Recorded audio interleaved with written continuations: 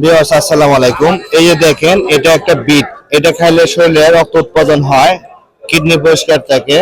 এই বিটটা সাধারণত আপনার এই কলাতিয়া বাজার ওই আশেপাশে এটা উৎপাদন হয় না ভাই? এটা আপনাদের এই এলাকা ভিত্তিক, কিন্তু আপনারা এই যে জমিতে যেটা চাষ করছেন, এখানে কি অন্য কিছু চাষ করছিলেন না শুধু বিট চাষ করছেন? আচ্ছা, অন্য ফসল আছে। এটার সাথে সাথী ফসল হিসেবে কি করছিলেন? এটার ভিতরে অনেক কইটা গাছ আছে, কহি গাছ আছে, জালি গাছ আছে। ঘাস ঘাস জালি গাছ। ও আচ্ছা, মানে লতা জাতীয় যে জালি, জালি কুমড়া। হ্যাঁ, জালি কুমড়া। ও আচ্ছা, গুড। তাহলে আপনি একটা জমিতে কয়টা বছর চাষ করতেছেন? দুইটা। দুইটা। এক চাষে 2 বছর, পরবর্তীতে চাষ দিয়ে আবার কি করবেন? আবার পরে আবার বাইঙ্গা হিসাবে পানি আইলে আর পরে আবার ইনভেস্ট করবো। তাহলে একটা জমিতে একটা চাষে 2টা বছর করতে পারবেন। 2 বছর। ভালো না বাবুবা? এই বিটগুলো কত করে কেজি বেচতেছে?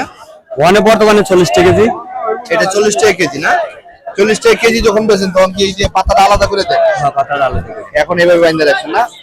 ভিউয়ার্স, আপনারা দেখেন, স্বাভাবিক যে শালগম আছে, শালগমের থেকে কিন্তু বিটের দাম বেশি, এবং বিট যে কেউ খাইলে কিন্তু এর উপকারিতা বেশি না ভাই? বিদ্যুৎ উপকার বেশি না? আপনি এই বিটটা কত বছর ধরে চাষ করেন? 2-3 বছর ধরে। লাভবান আপনি না? লাভবান তো। ওকে, এই তো কৃষক লাভবান হলে খুশি।